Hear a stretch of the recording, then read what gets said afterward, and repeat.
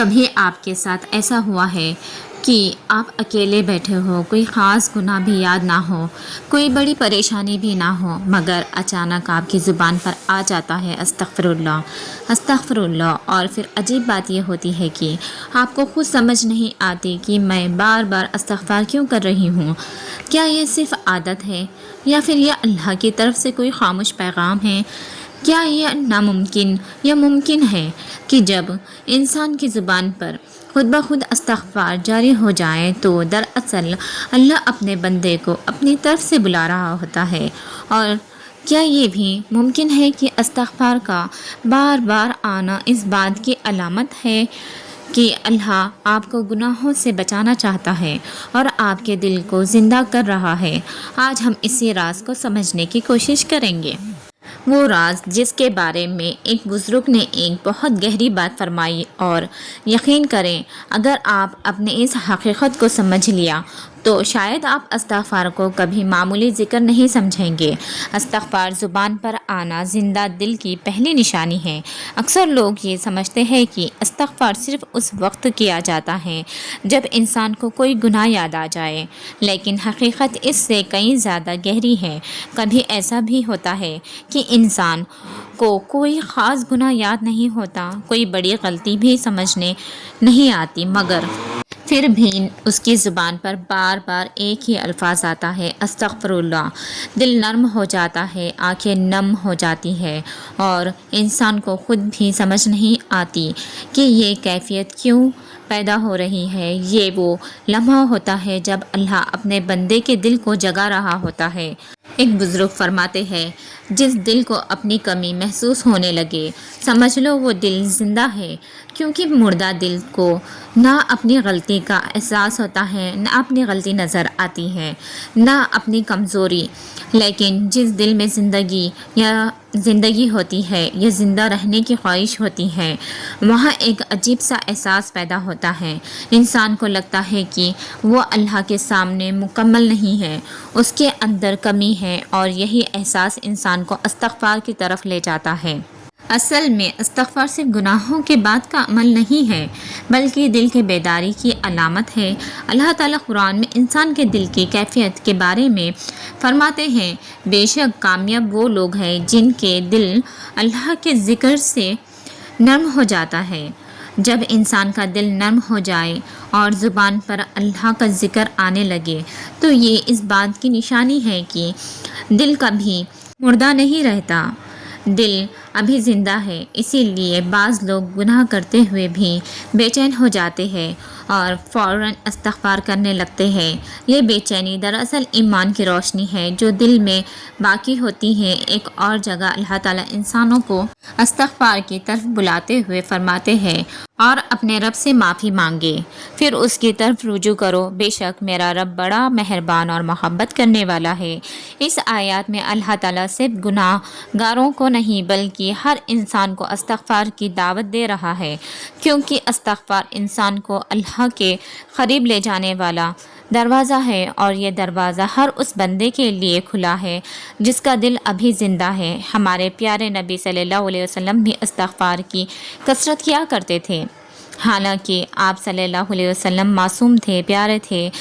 نبی صلی اللہ علیہ وسلم نے فرمایا، میں دن میں سے 70 مرتبہ سے زیادہ اللہ سے استغفار کرتے اور اس کی طرف رجوع کرتے۔ سوچنے کی بات یہ ہے کہ ذرا سوچ کے تو دیکھیے، جب اللہ کے محبوب نبی صلی اللہ علیہ وسلم بھی کثرت سے استغفار کرتے تھے تو ہم جیسے انسانوں کو اس کی کتنی زیادہ ضرورت ہوگی۔ استغفار دراصل دل کی وہ روشنی ہے جو انسان کو غافل سے جگاتی ہے، اور جب کسی انسان کی زبان پر بار بار استغفار آنے لگے تو اسے یہ نہیں سمجھنا چاہیے کہ وہ بہت بڑا گنہگار ہے، بلکہ اسے یہ سمجھنا چاہیے کہ اللہ اس کے دل کو زندہ رکھنا چاہتا ہے۔ یہ ایک نعمت ہے، ایک اشارہ ہے اور ایک دعوت ہے، دعوت اس بات کی کہ بندہ اپنے رب کی طرف واپس لوٹ آئے۔ اور شاید اسی لیے کہا جاتا ہے کہ جس دل میں استغفار آ جائے وہ دل بھی اللہ سے دور نہیں ہوا۔ استغفار دل کی صفائی کیسے کرتا ہے؟ قرآن کی روشنی میں روز انسان کی زندگی میں ایک حقیقت ایسی ہے جس سے کوئی بچ نہیں سکتا، اور وہ حقیقت ہے دل کا آہستہ آہستہ سخت ہو جانا۔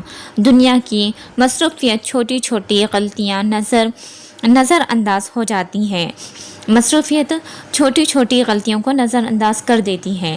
رنجشیں، زبان کی خطائیں اور دل کے اندر پیدا ہونے والی آنا، یہ سب چیزیں آہستہ آہستہ انسان کے دل پر ایک پردہ ڈال دیتی ہے۔ شروع میں انسان کو اپنی غلطی محسوس نہیں ہوتی، پھر آہستہ آہستہ احساس کم ہونے لگتا ہے، اور ایک وقت ایسا بھی آ سکتا ہے کہ انسان اپنی خطا ہی محسوس نہیں ہوتی، لیکن اللہ رب العزت نے اپنے بندوں کو اس حالت میں بھی تنہا نہیں چھوڑا۔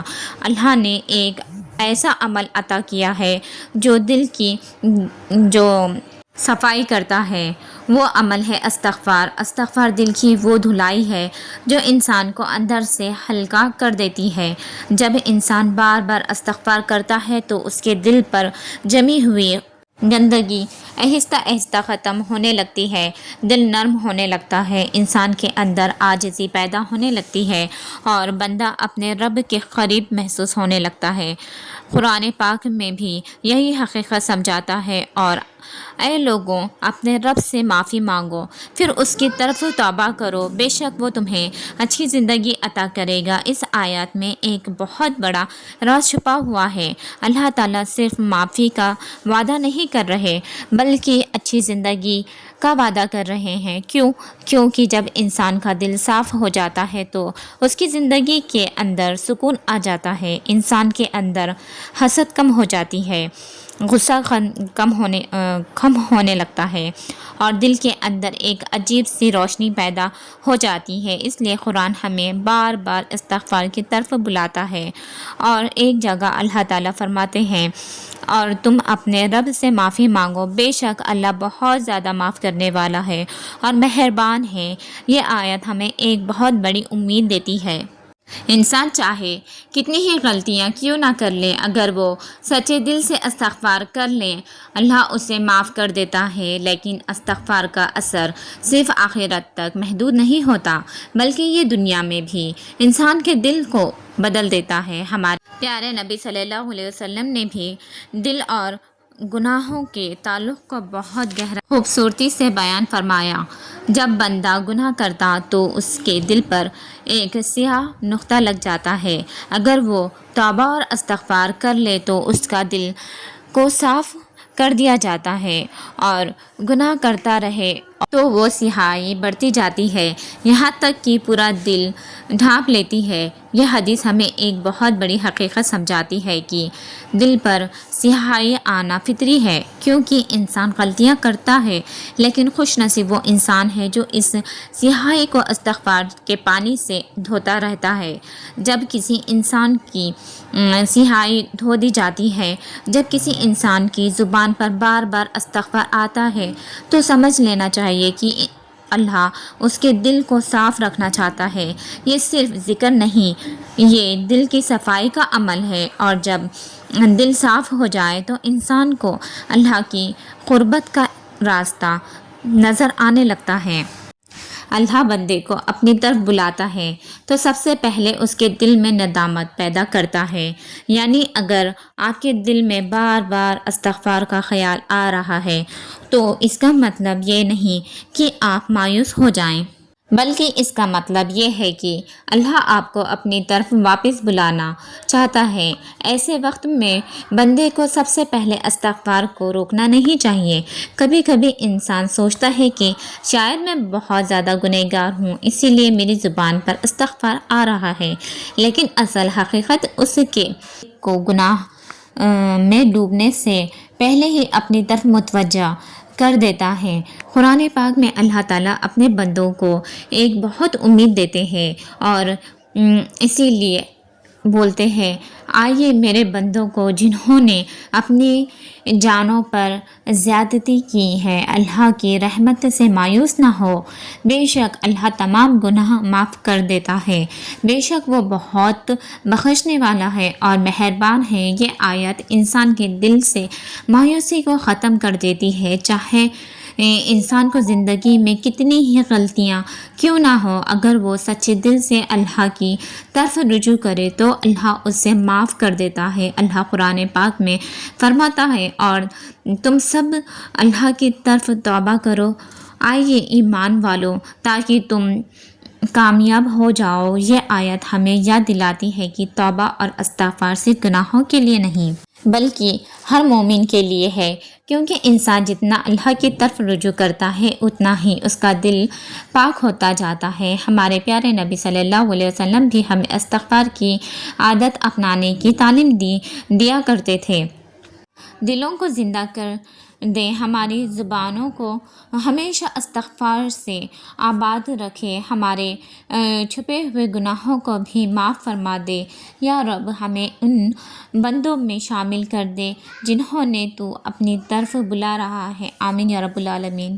آپ لوگوں کو میری ویڈیو پسند آئے تو میری ویڈیو کو شیئر کریں، اور اپنا جو پرسنل ایکسپیرینس ہے وہ بھی میرے ساتھ کمنٹ میں شیئر کر سکتے ہیں۔ جو بھی آپ کے ساتھ استغفار سے ریلیٹڈ جو میرے کلس آپ کے لائف میں ہوئے ہیں اسے بھی شیئر ضرور کریں میرے ساتھ۔ سبسکرائب